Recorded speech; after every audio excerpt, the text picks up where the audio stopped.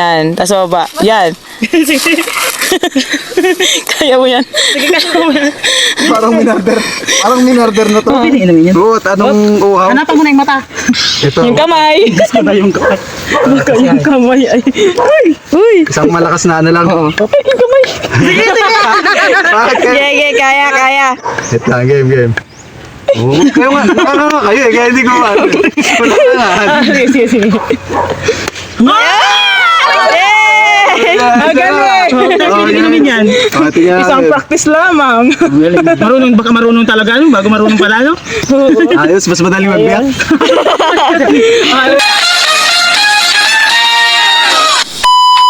Good morning everyone! May hindi naligaw. Ito po, ano po? Ito ang kalsatan ko. Ito yung diretso nung tulay bagang inano yung nakaraan ni Jerry. Sa may Ando sa tulay lapote. doon. Oo, doon ang tuloy nun. Lapas ako niyan ay sumangga. Oo, sumangga na. Tapos Yung- yung diretsong yan ay magapuan ng likot niyan. Lunes na umaga, ika-4 ng Agosto, taong 2025. Ngayong araw po nga ni ay may special kaming bisita. Eri na nga ni sa mga hindi nakakilala sa vlogger na Eri man din po si Kavaitaan Clarence ng Marinduque. Shout out sa iyo. Pasensya nyo nga ni ang aking boses. So talaga namang paos man din dahil nga sa sipon. May ginalamang at ang sipon ay sa ilong, wag lang sa tainga.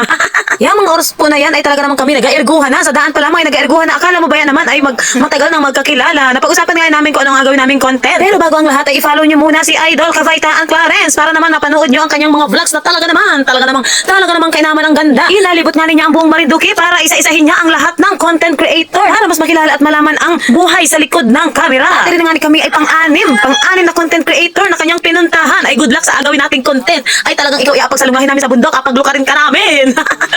At anong tuwa ngayon namin dahil kami ay isa sa content creator na kanyang pinuntahan. Ay talaga naman tuwan-tuwa kami. Ako sa likod. Tapos, ano po kayo? Ako lang po kung ano na. Medyo tabon dapat. Ay, sa bagay, dito ko po muna. Kasi iaangat ko po. Pag-angat ko po, sisilip kayo. May mga paganto po eh. Artista, hirap maging artista eh. Okay, 1, 2, 3, go. A day in the life with Caribon Sisters! Yan. At pagkalipas nga ng maraming minuto ay nairin na kami ngayon kay Papa na bahay. Nakatapatan nga ng aming camera. Puro camera, no? Ayan, dito kami. Kaso si Papa. Hoy! Papa! Ayun pala, nandito si Papa. Huling-huli sakto. Ganda umaga po. Nakarating po ako dito sa inyo. Yan. Nakarating pa ba yung asa? Bahay ko ganito lang. Wala po problema. Sa amin po, taga-Katanawan po. Asa mo lang tayo? Yung nakawa sa Quezon dito. Katanawan Quezon po. Nakapunta ko nga sa ano ako sa... Init. Ay, sa bundok. bundok pa po. Kami po itabi lang. Ang dagat. Tabing Nasa lasaki lang. tabing dagat. Asa na sa akin? Nakita doon nga ng ano, ng motor. Yan. Papag-upload ceremony ka lang yan? Oo. Ay, wala po kayo meeting. Ay, ewan ko yan. Ba't kayo mo dito muna kayo hanggang ako wala? Sige po. Kala ko sabi ko, matakas na lang ako. Kami po dito. Bali, ano, kaligat ng mga polis. Pagka may checkpoint, dito sa area namin. Ka-electas ba may checkpoint? Yung pag-LTO. LTO at Wala po dyan tayo yan. Pag-LTO Tayo ng powers. Kapag niya pumalit ito, ay! Papa, hindi nagabangon yan. Ay, Kunwari, hindi mabangon bago po ng kapit. anak ko. Ayaw bumangon. Ay, alam na kung bakit ayaw bumangon. Ayaw pumasok. Maya. Pasok po ngayon. Kuya Jerry sa barangay. Barangay Tanod po siya. Ano? Tanod, kaya... Ayan, habang hinihintay namin siya kasi kasama siya sa mga content. Hindi yan. Sa paglukad. Hindi na. Naghahanap po na kami. Siyang highlight. Ng ano, mapag-interviewhan. Sa Sikat naman ang tapahan sikat. daw, tapahan. Aray ko. Yan. Saan natin ano niya? Maliwalas. Tapat ng tapahan. Oo, yun sa yung bangko. Ayan, what is up Kavaitaan? It's your Kavaitaan Clarence back at it again. So nandito tayo sa pang-anim na content creator na makakakolab natin. Walang iba ang Caribon Sisters! Ayan. So yan, i-interviewin natin sila para mas makilala nyo po. Siyempre iba naman yung napapanood nyo sa kanila sa social media ng mga funny skits sa totoong buhay. Ayan, ito yung interview po kasi na to para ang purpose po nito mas makilala ng mga tao. Siyempre, pag narinig po nila yung kwento ninyo at na-inspire po sila, nagustuhan nila, Kahit hindi na po natin sila utusang mag-follow, magpa-follow po yung mga yan. Kaya mamaya po, gagalingan nyo po yung kwento nyo. Yung dapat may luha. Hindi ba, wala po tong script, wala kahit ano man. Yung ano lang, totoong ano lang, kwento lang. Ayan, so syempre po, ulat higit sa lahat. Ayan, Caribon Sisters po, kayo yun. Isang grupo, parang grupo. Pero pagka ribbon vlog, ako lang yun. Pagka Ribbon Vlog, Oo. ano po bang pangalan mo po sa Facebook? Jenna profile? Lasso. Ribbon vlog. Parang Hep. Kung gusto nyo mapanood ang buong interview, ay i-follow nyo si Idol Kavaitaan Clarence. At nandoon nga ni ang buong interview. Kung ano nga ni baga ang buhay ni ring Caribon Sisters sa likod ng camera at kung ano ang inapagagawa niya sa kanilang buhay.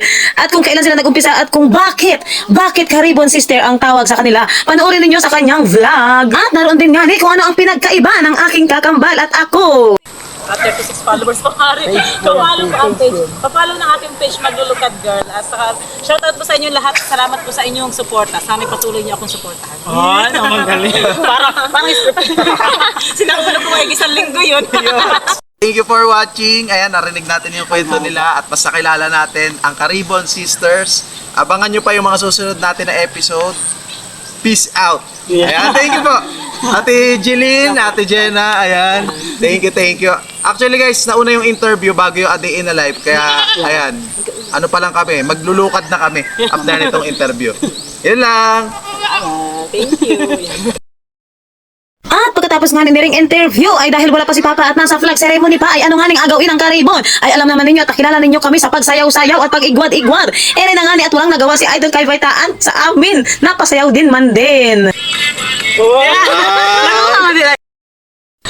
practice mo na. Practice na. Ayan. Kaso yun yung dag. Wala ba yung, ano yan? Walang filter niya eh. Okay na yan. Walang load eh.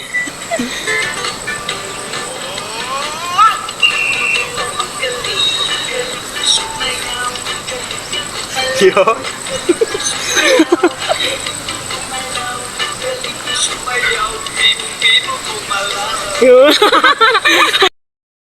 na lang. Game 1, 2, 3, go.